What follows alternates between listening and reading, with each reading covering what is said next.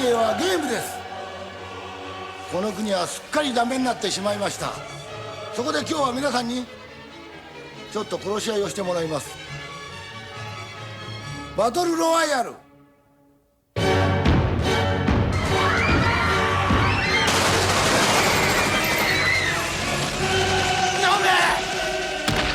嫌なやつだと思うかもしれないけど、他のみんなが怖いもん。こ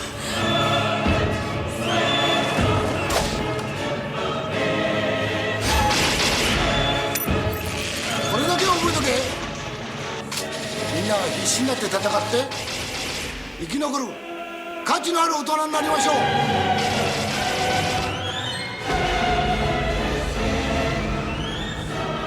無気味死後してんじゃねえ。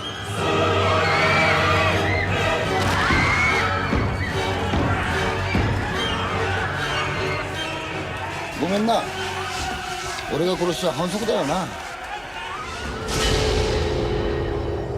バトルロワイヤル。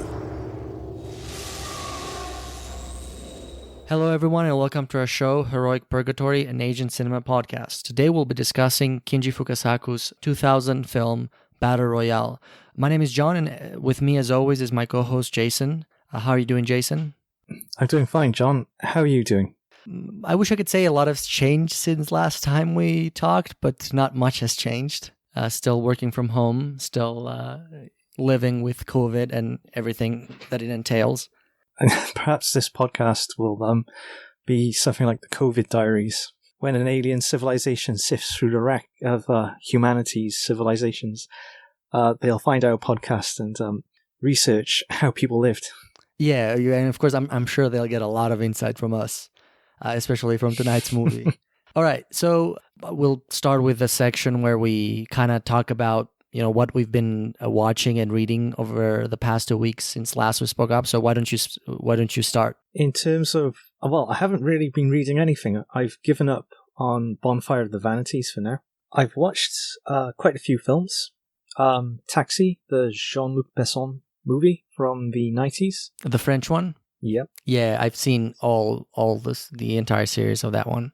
So I've only, up until this week, I had only seen the American remake in a cinema, and I'd always wanted to watch the original French movie, and it was on Amazon Prime, so I gave it a go, and I really enjoyed it.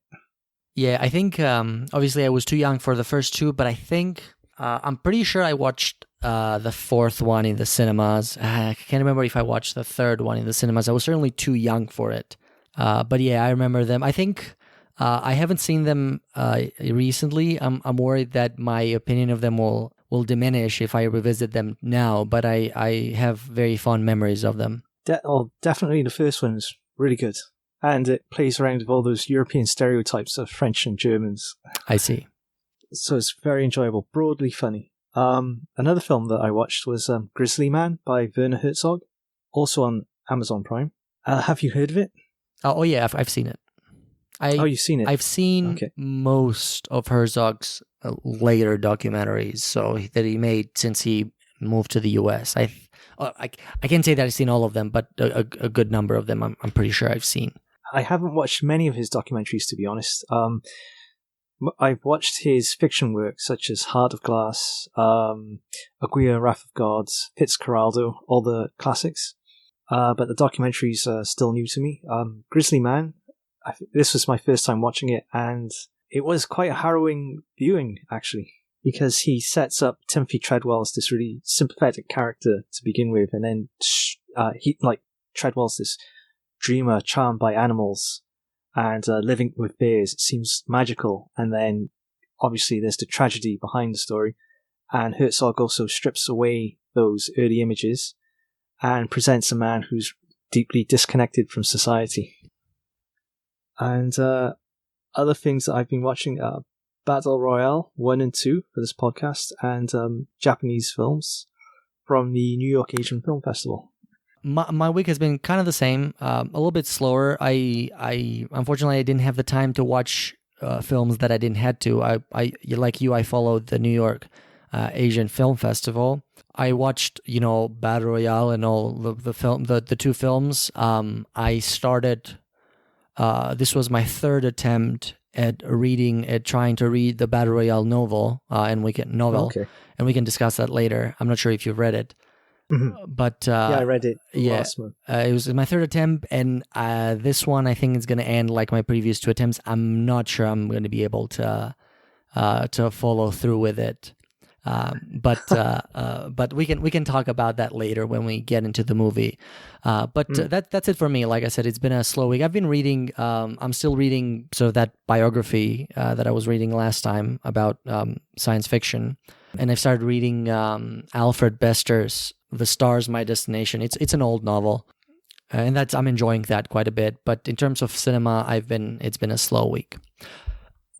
So once done with that, we can. There's a couple of news items that I've written down, and you can add more to that. Like we mentioned last time, the New York Asian Film Festival is still going. I'm not sure it will be going by the time this episode goes up, but maybe there'll be 1 or 2 days left that people can watch films online.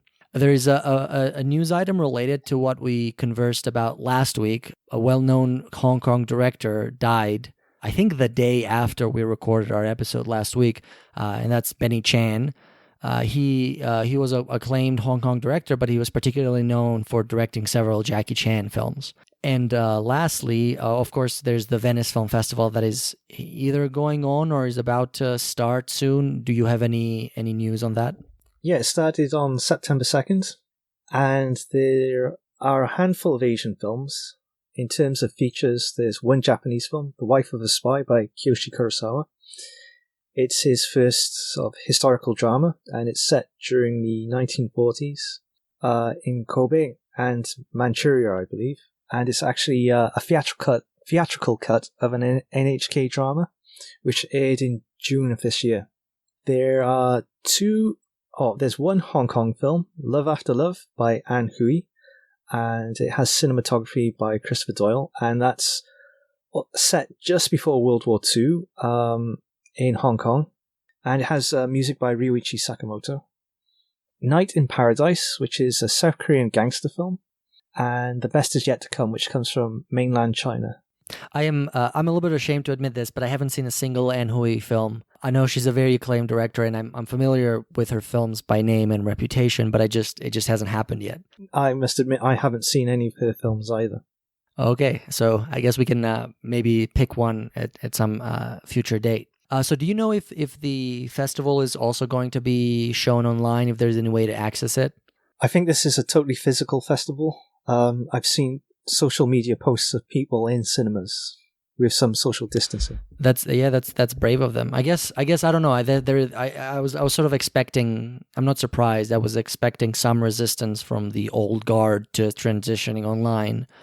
Like I said, I definitely get it. I'm because of my circumstances, I'm in favor of online festival because I don't have many opportunities to travel and actually go see a festival. So I always welcome the opportunity, but I understand why people want to preserve the traditional experience.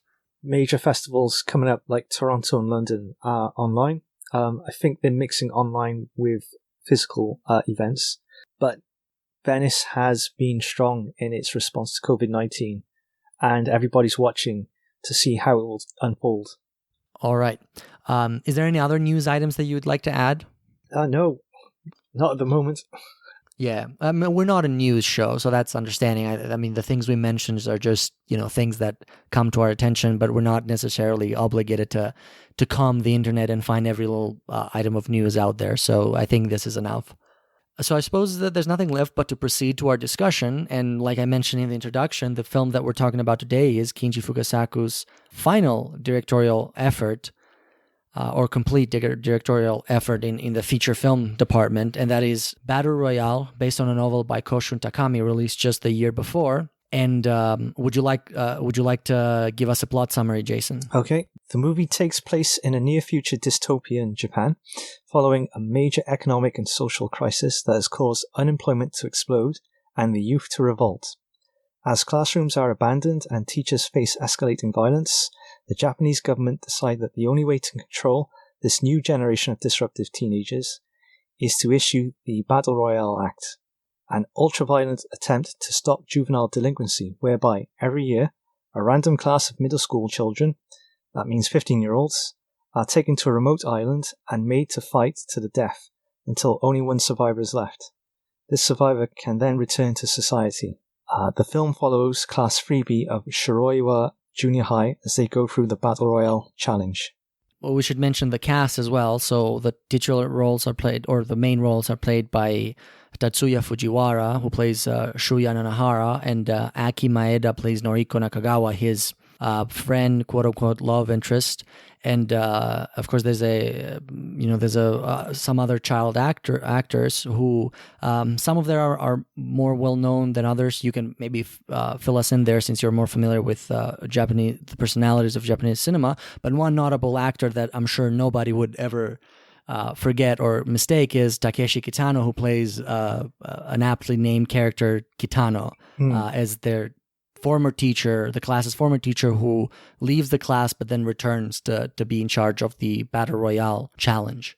It seems like Fukasaku specifically wanted Kitano for this role. He's on the record as saying if he didn't get Kitano, he wouldn't have done the project. And the two were supposed to work together during Violent Cop.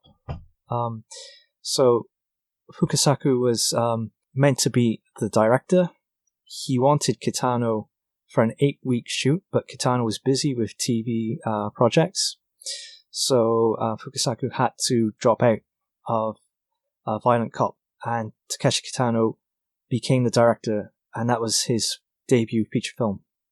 Yeah, I'm imagining how Violent Cop would have been if Fukasaku had stayed on board. It would have been a very, very different film. Yeah, I've always wondered why they waited so long. Like that's 11 years since Violent Cop. Why they waited so long to collaborate if they wanted to? From the both Kitano and Fukasaku made several films since that time, and I don't think. Correct me if I'm wrong. I don't think they made a film. They made another film together. No, I think Battle Royale was their only collaboration together. Yeah, and of course you can, the one scene that Fukasaku directed on the sequel that also featured Kitano, I guess you could count that as a second film, but he didn't got to finish that one. Yeah, we have to remember that Fukasaku was 70 at the time, and I believe he was already diagnosed as having cancer. And I also would like to pay my respect to Fujiwara, who, in addition, he's done a lot of films as a well-known actor, but the one role that I think that he's known in the West, in addition to Battle Royale, is his Death Note performance, which I think is a very underrated film. Well, not underrated; it's well received, but maybe it doesn't receive as much as it would when it comes to as it should. When it comes to Death Note adaptation, the anime is better known, but I think the 2-part film that they did in 2006, just a year before the anime, I think it's a really good film that featured not only Fujiwara but also was a breakout performance for Has it Kenichi Matsuyama? Yes, that's correct. He also kind of came out of that and continued to have a great career after that. But Fujiwara as Light Yagami was maybe the role he was born to play. Okay. In my humble opinion, I really enjoyed him in that role. I think it's an underrated film. I don't think it's a masterpiece or anything like that. It has its flaws. I don't think it's as good as, for example, the film that we're talking about today. But I do like to give it a shout out. Yeah, Tatsuya Fujiwara is also a theatre actor as well. He actually travelled to the UK with the Ninagawa Theatre Company to do Shakespeare plays or adaptations of Shakespeare plays. In what language? In Japanese, with English subtitles. I didn't get the chance to go see, so I can't say whether it's good or not, but reviews were positive. So when you say English subtitles, like how was this accomplished? I can't say for certain. Maybe they had a screen behind the actors in the theater that translated the words in real time. So other actors involved in Battle Royale, just to move on, sorry. Yeah, that's fine. You had Ko Shibasaki, and Chiaki Kuriyama. They were fresh young talents, and they auditioned for each other's roles, and Ko Shibasaki was supposed to play Takaku Chigusa, and Chiaki Kuriyama was supposed to play the villainous Mitsuko Soma. Yes, and I think she could have done it, they're not very different from each other. I think the Mitsuko and Chigusa's difference are that one is alone, whereas the other one is in love with one of the characters, but they both have that, I want to say, mean-spiritedness that both characters have in common. I think it's much more emphasized with Mitsuko's character.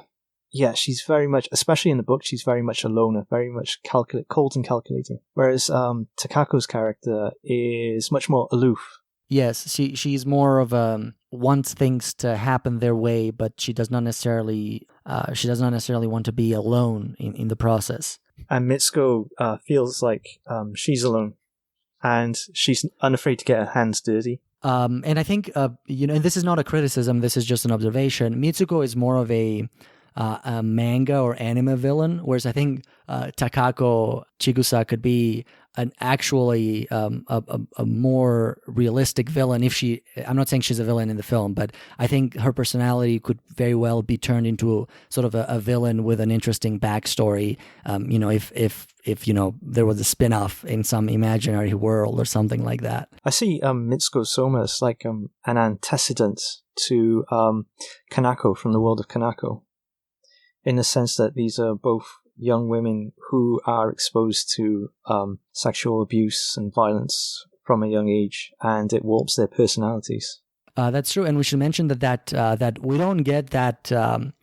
Well, let me back up a little bit. So let's before we can talk more about the actors and the character. But first of all, let's just give let's talk about when did we first watch these films. What did we think of them, and what versions of the film did we watch? Because there are at least 2 versions that I'm familiar with of Battle Royale out there. So why don't you start, Jason?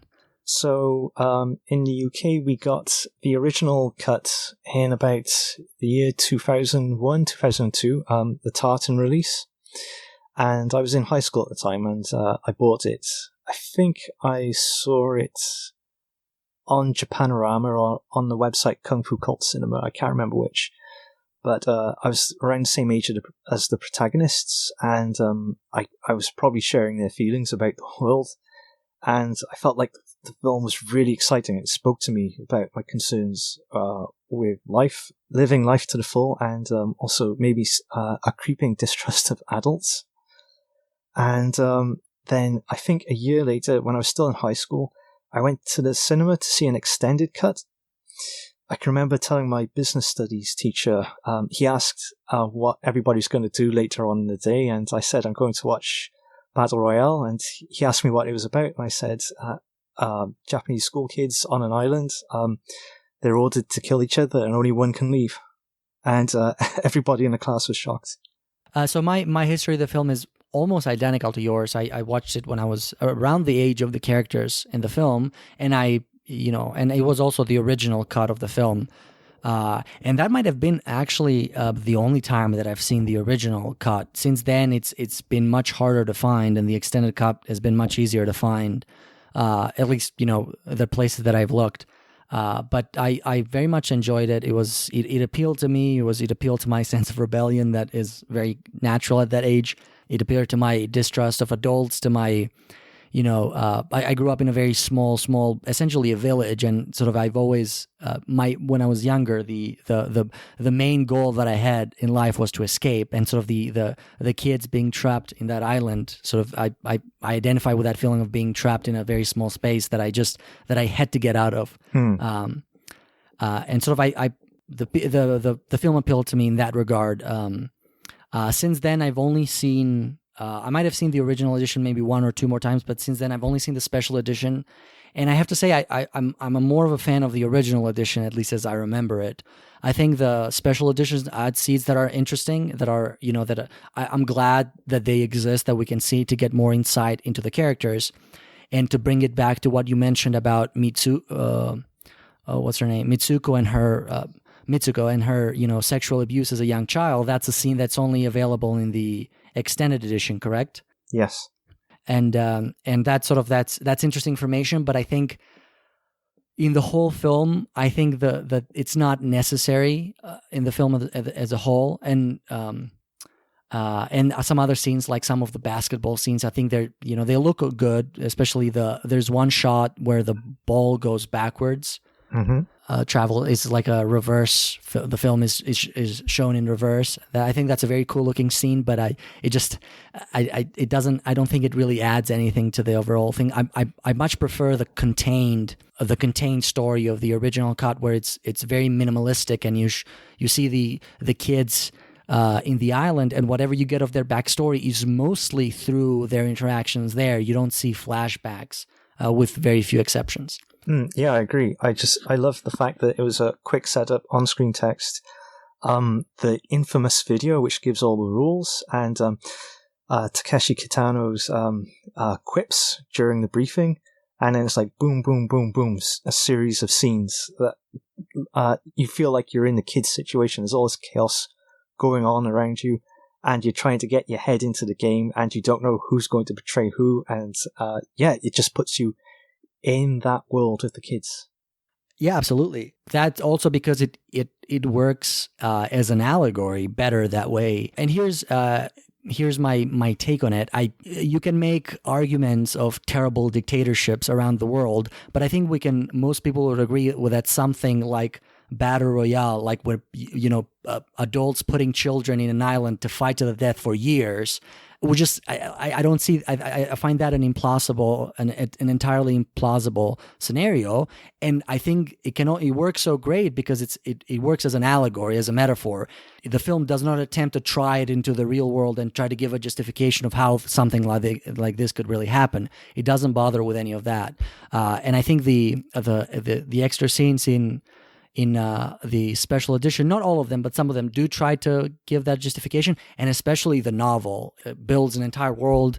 The sequel does the same thing, and that's why I don't like them as much. I like the story as an allegory. I don't think it works as speculative fiction where, someone tries to fit this into the real world and figure out, this is how something like this could really happen. And I just don't buy that. It loses all credibility for me, and it loses its power as an allegory, to repeat the same phrase. Yeah, it's the whole fascist dictatorship and Republic of Greater East Asia. It's not really like the economics and the politics of it aren't gone into in great depth in the novel. It's just the sense of how would a fascist dictatorship maintain power, which is to break down trust, which is one of the major themes of the film and the book.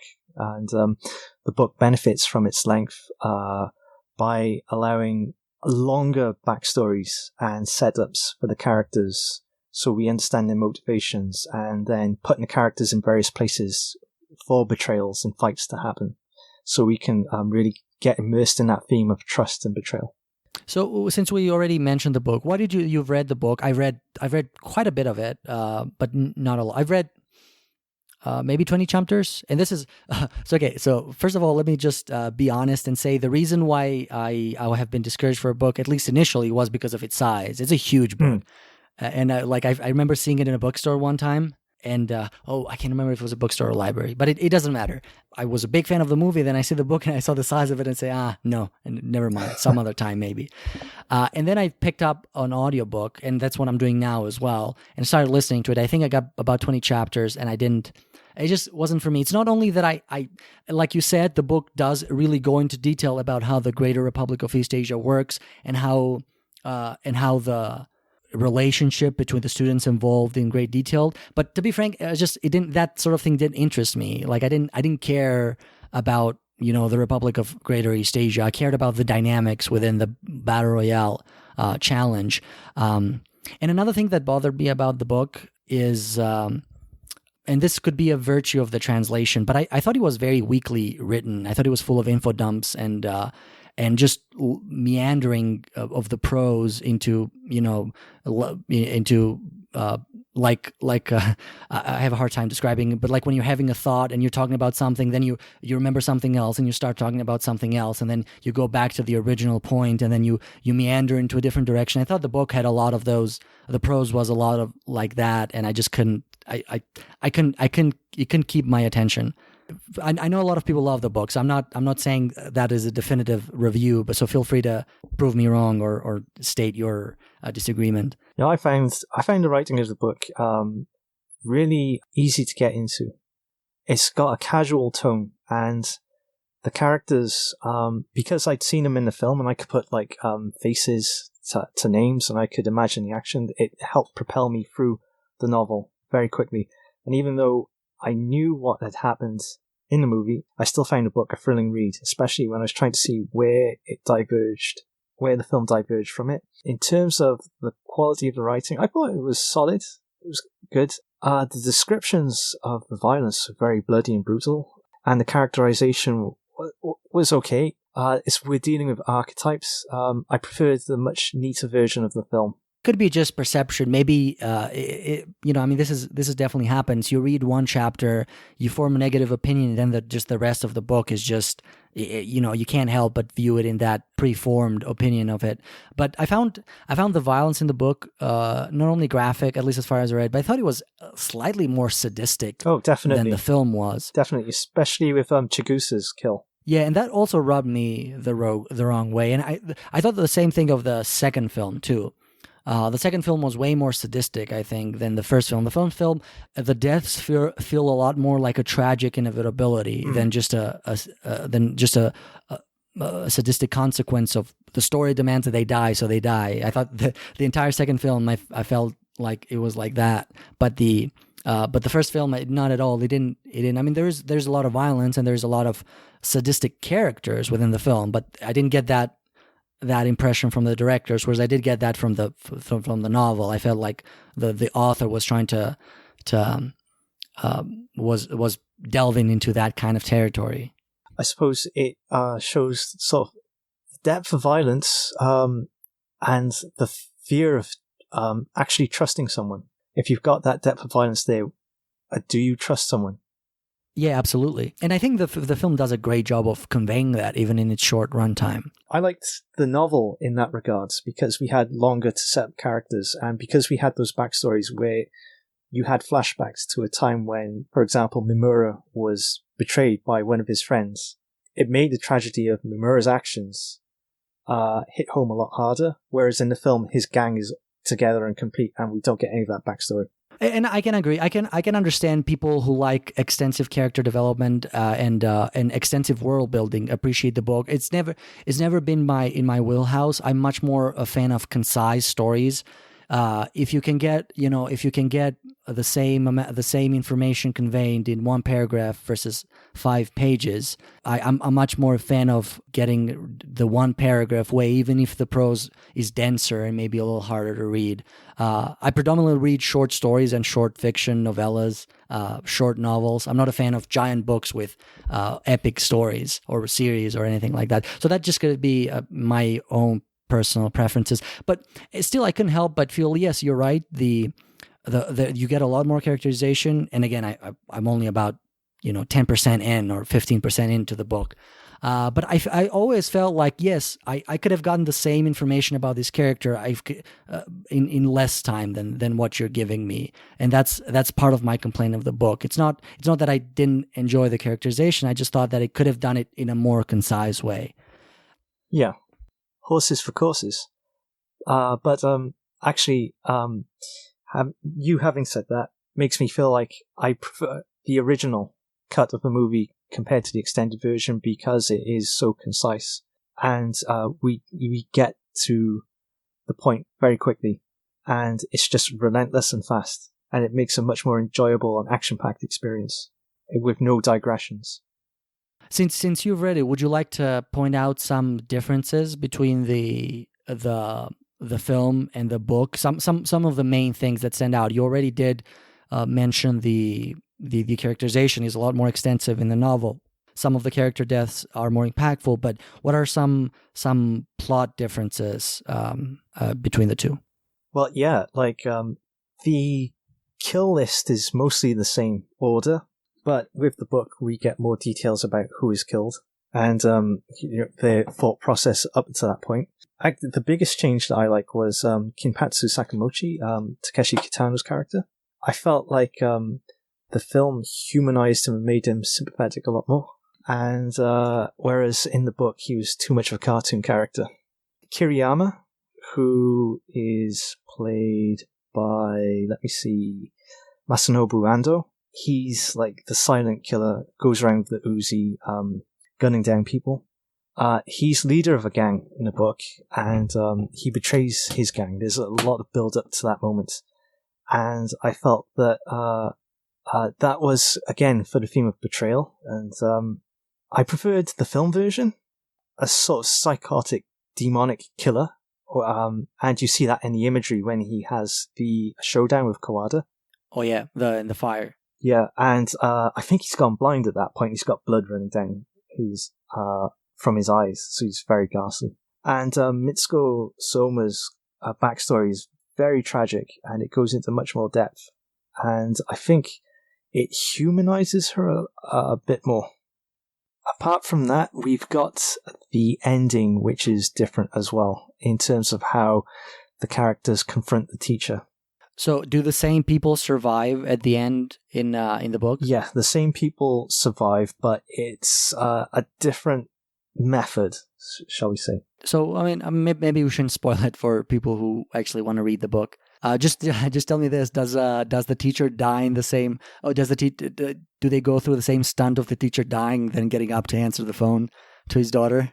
Yes. No. It's much more believable. It's actually much more amusing and believable in the film than in the book, because in the book it's like a military ship. I won't say any more, but I felt like the film had a lot more pathos for the teacher at that point, and also there's black humor. So we can transition to the sequel, since we're talking about versions and adaptations. That's so the sequel is an interesting beast, because it tries to mirror a lot of the dramatic beats from the original one, but they feel a lot more artificial. For instance, in the first few scenes of the first film, there's very few redeeming qualities about the teacher.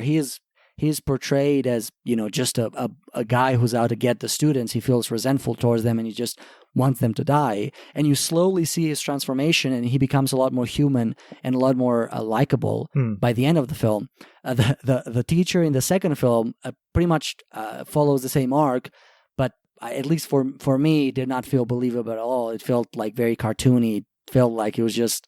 He only became good all of a sudden because the script required him to be good, but there was just nothing to justify his transformation. Yeah, it's Riki Takeuchi, so it's a really big cartoony performance. Actually, the thing I can remember when I first watched it, I was put off with the opening beach assault. All the characters getting mown down. It just made each death felt pointless. Yeah, and it doesn't make sense. Here's a terrorist group that you're trying to kill, and you've, for some reason, let's just get the first part off. For some reason, you decided that it's best to send children in them to hunt them. Okay, that's fine. Whatever rationale you decided gave you that idea, fine. Why make it more difficult for them to actually catch the terrorist? Yeah. Why pair them with necklaces so that for every one the terrorists kill, they get another one for free? And they don't have weapons in the beginning. They have to actually die to get the weapons. Yeah, air supply drops. And if the government has air superiority, why aren't they carpet bombing the place? Yeah, literally makes no sense. Not only that, but there feels like we know nothing about most of the characters that die. That's true of the same film, but we get small snippets in their interactions that just defines their characters just enough to make their deaths meaningful. At least all the minor characters, the slightly more major characters get more backstory and so forth. But in the second film, they get nothing. It's just like Saving Private Ryan, except with kids. Yeah. And the characters are super cartoony.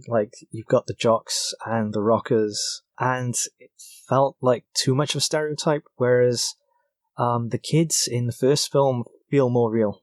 Everything about the first film is feels like it's rooted in our reality, where there's the talk of economic collapse and juvenile delinquency to adults and kids, and the gap of trust between them, whereas the second one feels closer to the book with the dystopia.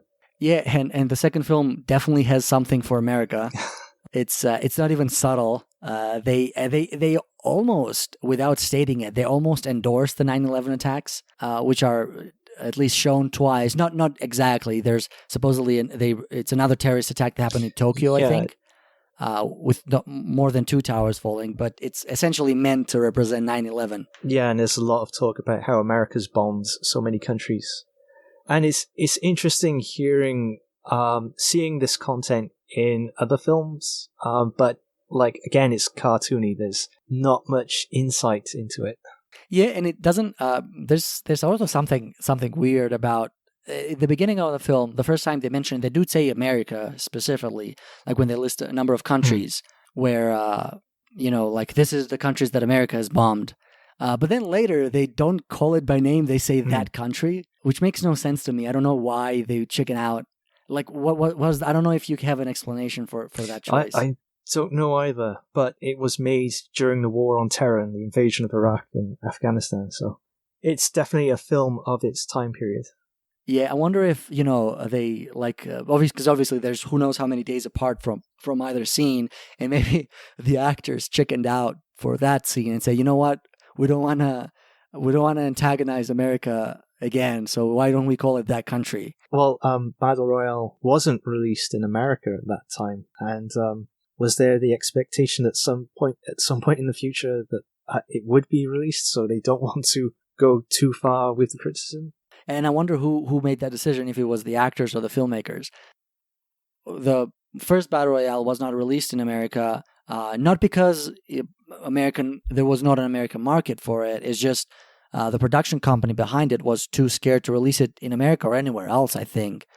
I don't think it got a release in some countries, but it didn't get as a wide release as another film might have gotten. And I don't know if you have any more information on that. I believe it's lawyers who went to early test screenings noted the negative reaction, and there was a lot of fear that it would upset people. America is a nation with school shootings, of course, and seeing 15-year-old kids, it was already controversial in Japan at the time for having 15-year-old kids shooting each other, but in America it takes on a whole other sort of hue. Oh yeah, that's right. And I suppose by the time Columbine, which was the first major school shooting, happened in '99, so I suppose it's possible that during the filming of this they didn't know in Japan, and then obviously that happened sometime between then and when the film was released, so they couldn't do that. But that's interesting. Yeah, the connection with that definitely is. I hadn't made it before, but it's definitely there. It reminds me of another. To get off topic for just a second, I don't know if you've seen an old British film directed by Lindsay Anderson called If. It's got Malcolm McLaren in it, and it's set in a public school. Malcolm McDowell, yeah. Malcolm McLaren's a music producer, isn't he? I think it's I don't know. Malcolm McDowell, yeah. Tank Girl and Clockwork Orange. So that film was released in '68. It won the Palme d'Or in the Cannes Film Festival, I think, and it ends with a school shooting. But so this was in '68, where school shootings were completely different. Like the idea of showing school shootings did not exist in real life, and showing a school shooting in a film was an entirely metaphorical gesture.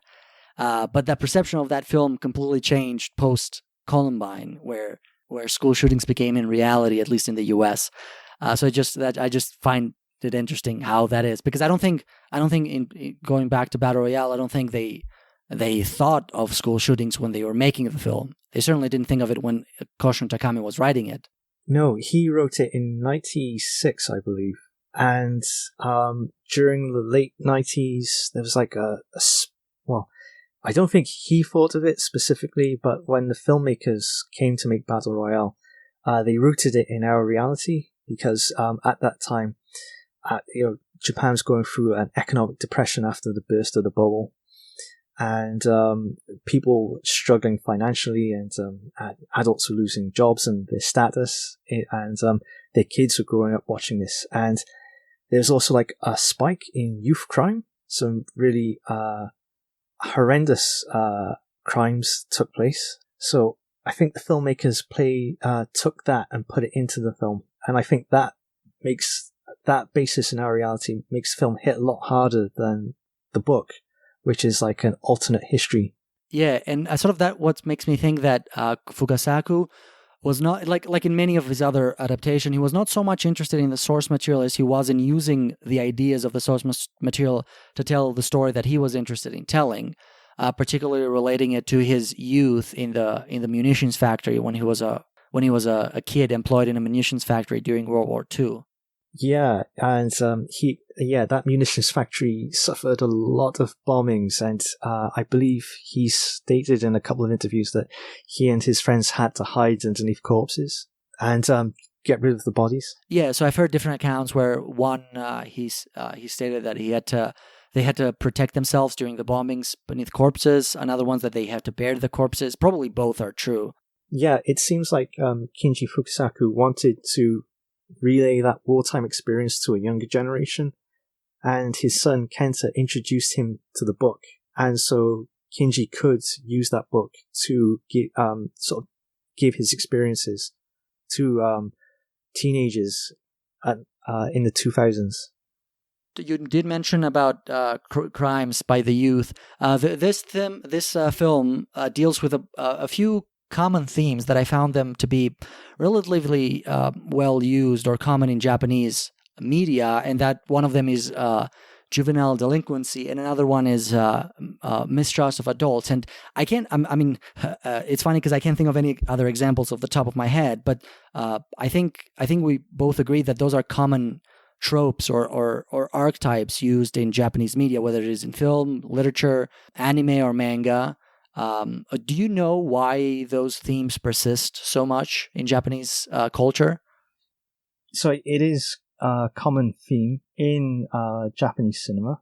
I think for Kinji Fukasaku specifically, he's from a generation of directors who explored working class life, those at the fringes of society, whether it's like Nagisa Oshima with Zainichi Koreans and the discrimination they faced, Koji Wakamatsu talking about or making films about far left groups rebelling against society, student groups rebelling against the government, and I think it's like that time period that Kinji Fukasaku and his fellow directors came out of. They were rebelling against the government, essentially, and tradition. They hold left-wing politics, and so their films carry themes of mistrust of the government and adults who are basically carrying forward a lot of the they're carrying the status quo on, and there is this sense in the film that Kinji Fukasaku is definitely on the side of the students. Oh, yeah, I think there's little doubt about that. And of course, Fukasaku also has personal reasons to mistrust adults because, at least according to his account, they were lied to about the war. I don't remember if they were lied that there was a war going on, or they were lied to about the nature of the war and who started it and who they were fighting and why they were fighting and things like that. He was also a left-wing protester in the 60s and 70s as well. Yeah. I think a lot of Fukasaku's generation also resent, the fact that due to maybe America's influence, right-wing politics have been more prevalent in Japan than maybe what the population would have liked, including installing actual war criminals in power in the early years of the republic or of the post-war Japan. I would agree with that. Yeah, I can remember the name of one particular prime minister or president who was a Class A war criminal that served as Japan's prime minister, I think, for an amount of time. I couldn't possibly remember his name, but I remember that it was one. And even, there's even other Fukasaku film where they explicitly deal with the topic, other Fukasaku films. Okay, so we can move on to the reception of the film at the time. So you did mention that whereas the film was certainly controversial in the U.S., it was also controversial in Japan. But it did seem to get a release. It wasn't prevented from being released, even though some officials did try to. Some members of parliament, I think, did try to get it banned or not to get it released in theaters, which is weird because it's not like Japanese cinema is devoid of violence in film. While the subject is very disturbing of kids killing each other, it's not the most violent Japanese film released at that time. No, but it's the fact that it's rooted in reality, and it feels like we've got 15-year-old kids who you could imagine seeing at a bus stop going to school. We can relate to them a lot more easily than, say, a lot of the action in a Takashi Miike movie, which is far more cartoony. It's also a lot more. It's so out there that you cannot tie it to the real world. Was Fukasaku's film is far more closer to home. Yeah, and politicians are definitely worried about the film's influence on children. They worried it would be harmful. It got a 15 rating, which meant that people 16 and over were the only ones who could watch it. And Fukasaku, obviously, he wanted a wide release as possible. He wanted 15-year-olds to be able to see it. The cast consists of many 15-year-olds as well. And so he actually went around to different schools, showing it to kids. And later on, another cut of the film was made, which toned down the violence, and that kids were able to see it then. Well, when I say kids, I mean 15-year-olds. So, do you know if that hurt? Because I couldn't find a definitive answer online. Do you know if that hurt the film's box office? How did it do in terms of tickets? I think the controversy only helped it because people went to see both versions. I see. Okay. I mean, and I don't think they would have made a second film if the first film didn't do so well. I could be wrong, so if anybody has any better answers, feel free to write in. All right. And I think also critically, it was well received. It was nominated for several awards of the Japanese Academy, which is roughly the Oscars equivalent of Japan. It won Best Editing, Newcomer of the Year for Tatsuya Fujiwara and Aki Maeda, and it also won the Most Popular Film. It was nominated for Best Film, Best Director, Best Actor, Best Screenplay, Best Musical Score, and Best Sound, where it lost to a lot of those categories by After the Rain, an Akira Kurosawa written film that was directed shortly after his death. I don't know if you've seen it. I haven't seen it, no. It's an interesting film. It's been forever since I've seen it. It's not as memorable as Battle Royale by any means. It's about a Ronin and his wife traveling around looking for something. I don't remember exactly, but it certainly didn't feel like a Kurosawa film to me, but or maybe it did feel like his later work, his work in the 90s. But I can understand why they would honor it at those awards as, the very last Kurosawa written script that they would ever get.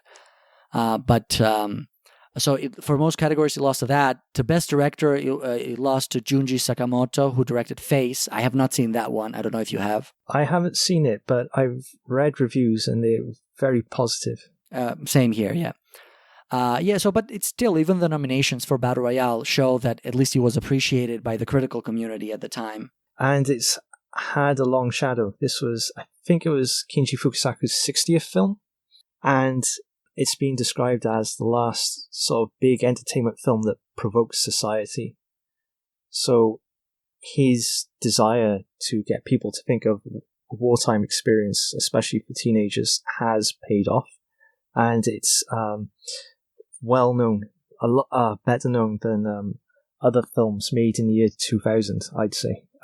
When you look at other films around at the time, it's Takashi Kitano's brother, Takashi Miike's Dead or Alive 2 Birds, and Takashi Shimizu's Ju-On. Those are the other highlights of the year. Yeah, and it's maybe one of the most recognized Japanese film, and we did sort of mention a few times in last episode and the episode before where our initial theme for the season is gateway films, and this is literally the film that got me into Japanese cinema. I don't know if it's the first Japanese film that I've seen, but it's definitely the first Japanese film that I remember seeing as this is a Japanese film, and after finishing saying, gosh, I wanna explore more of this country cinema. So it's definitely has an important place in the history of the country cinema in that regard. And it's set off so many different trends, like Battle Royale games, such as Player-Unknown Battlegrounds, and also Hunger Games as well. I don't know. To be honest, I haven't watched the films, but I've heard the controversy around it. Yeah, so I guess I was going to ask you, but you already answered my question if you've seen it, and where do you stand on whether it was a ripoff or at least you influenced by Battle Royale, or whether it wasn't. The author claimed that she had never read or heard of Battle Royale before it. I find that a little too unbelievable, but I think it's different enough that it's possible that that I think it stands on its own. It shares a lot of motifs and themes, but the story is a lot more. I want to say Americanized. For one thing, I think the Hunger Games. I haven't read the book. I've only seen the first movie, and that's it. But does sort of the same thing that the novel does, where it's set into a very distant. In this case, it's not an alternate history, but it's set in the future. So it's not the impact into the modern world is not as sharp as Battle Royale. I've read that Koshin Takami is okay with the Hunger Games and said both books can stand. I mean, like I said, I don't think the author was entirely unaware of the series, but they are sufficiently different that let's just say a lawsuit would not stand in court. Okay. So I think of course there's a lot more we can talk about the film, but is there anything else that you think we skipped and you would like to add? I love the juxtaposition between sort of cutesy and humorous with the bloody. So you would have again the briefing video where the announcer is saying the most monstrous things. These students are going to have to kill each other. She's given the rules. She's showing the weapons, but she's doing it in a very cute way. And then you've got different scenes, like cutaways to the site of Kitano doing radio calisthenics after the massacre, and classical music playing. It's very calm. I quite like that mixture of tones.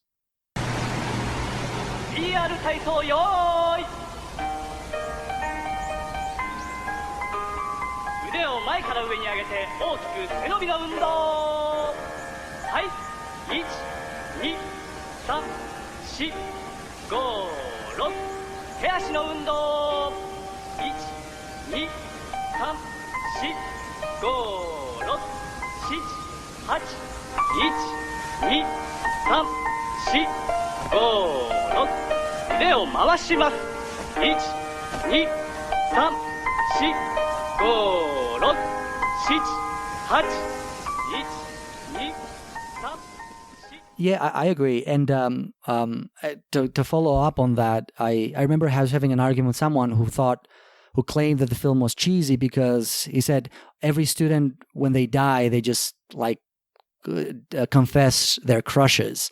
And they thought that was silly. But my argument is that's exactly how a 15-year-old thinks. That's what happens. Like when Chigusa dies and all she can say is, "You're so cool." Like that sounds cheesy, but that's how 15-year-olds think. That's the best thing a 15-year-old could have said. Yeah, this is like a brilliant reflection of like the melodrama that's going on inside teenagers' heads. Absolutely. And it's remarkable that someone in their 70s was able to capture that so accurately.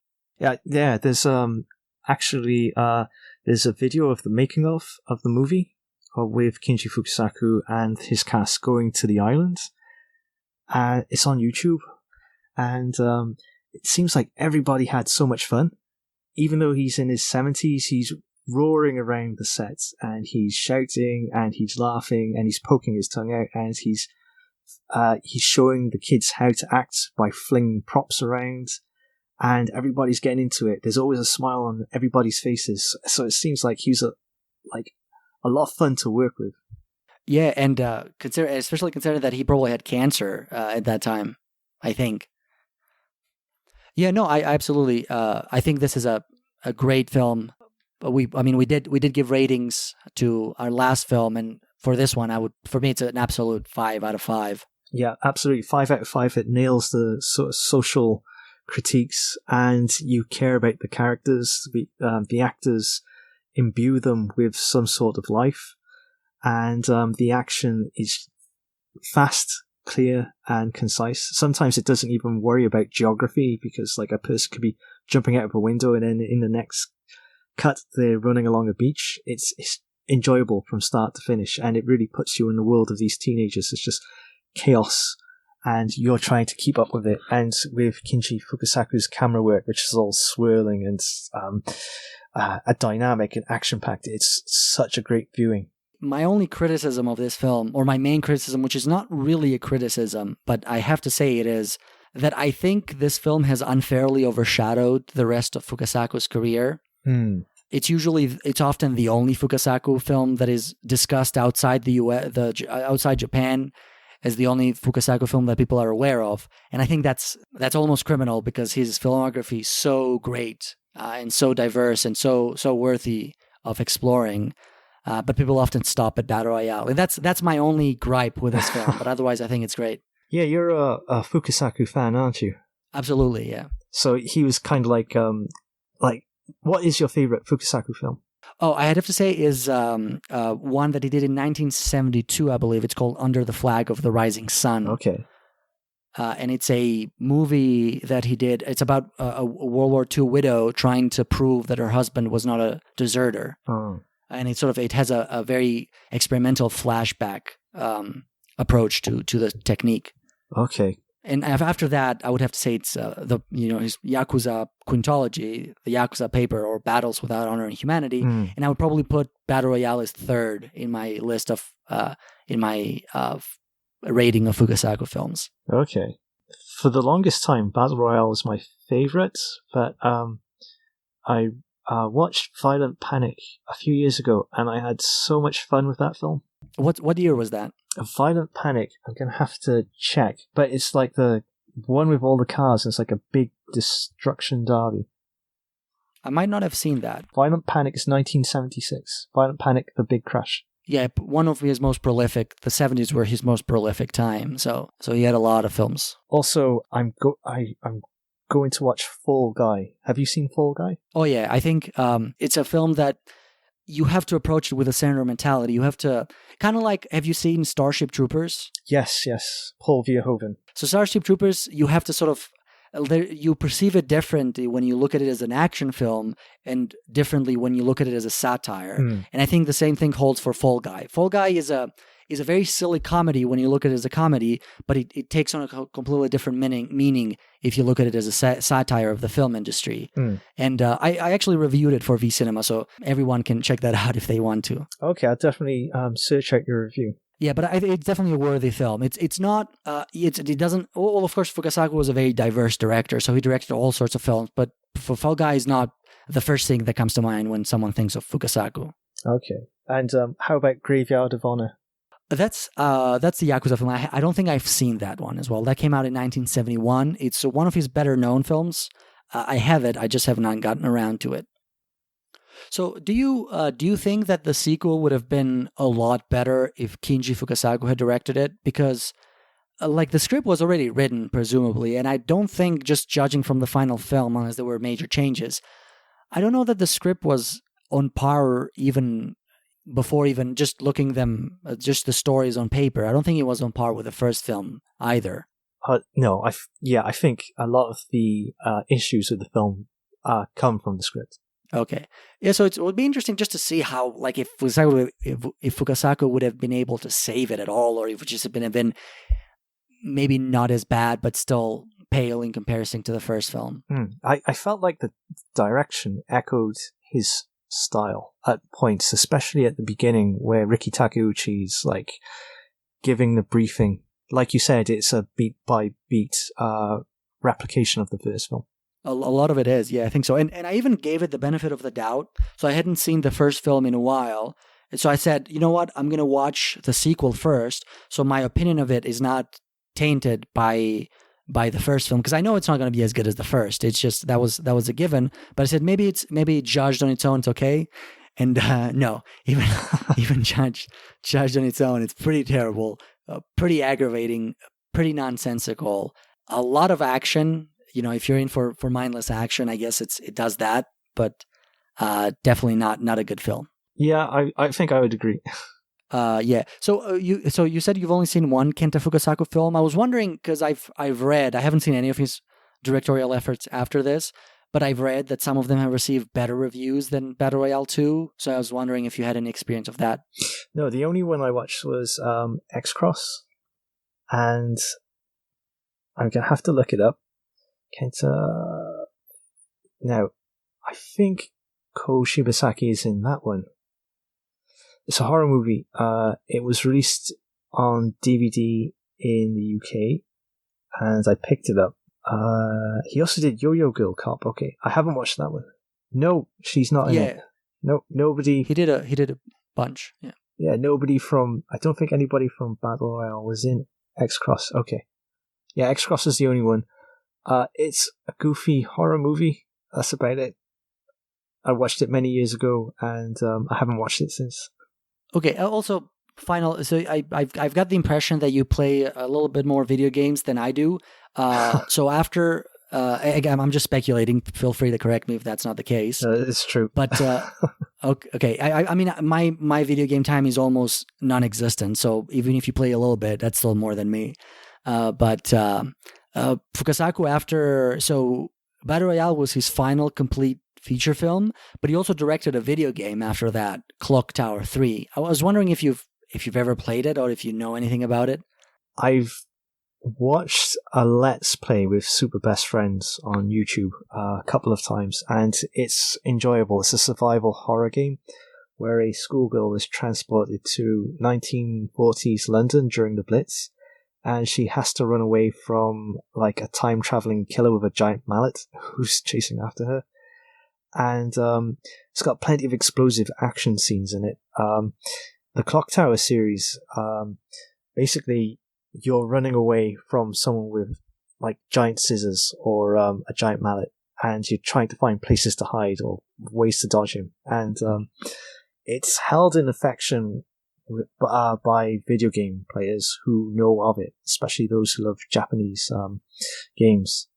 That's good to know. I mean, that's all I know about it is that it received generally good reviews, but that's it. I think it says a lot about Fukasaku that like video games are generally held in low regard, or they used to be, and he decided he wanted to make a video game. Yeah, I mean, I think he was definitely not not a stranger to experimentation, exploring new forms. Although I'd be willing to guess that his illness maybe had an effect, as he could because a video game is all digital, so maybe he could do that sitting down or without having to exert himself physically. If you look at the making of Battle Royale footage, he's charging around the film set. Like, even though he's in his 70s, he's got so much energy. And the actors keep commenting on how his energy gives them energy to keep going on throughout the shooting. Yeah, I've seen that video, and I'll post it on the description of our podcast, cool. Along with the other materials. But yeah, it's very interesting, and there is, I think, also an interview or a roundtable session, something like that. Yeah, they're on stage. Yeah, something like that with all the cast, and that's also fascinating. Where Fukasaku talks a little bit about his history with World War II and how the film reminded him of that. Yeah. All right. Okay. So, anything else that would like to add? No, that's about it.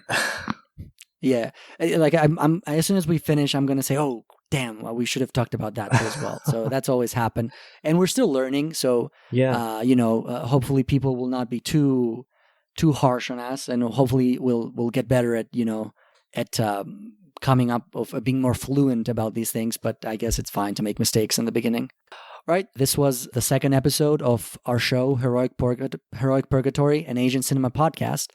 Next week, we'll be talking about the South Korean film Bittersweet Life, directed by Kim Ji-woon. I'm looking forward to it. Is there anything you'd like to plug before we say goodbye to our audience? Yeah, I'd just encourage everybody to visit John's blog and view his writing on V-Cinema, and to visit my blog as well, genkinahito.com, wordpress.com.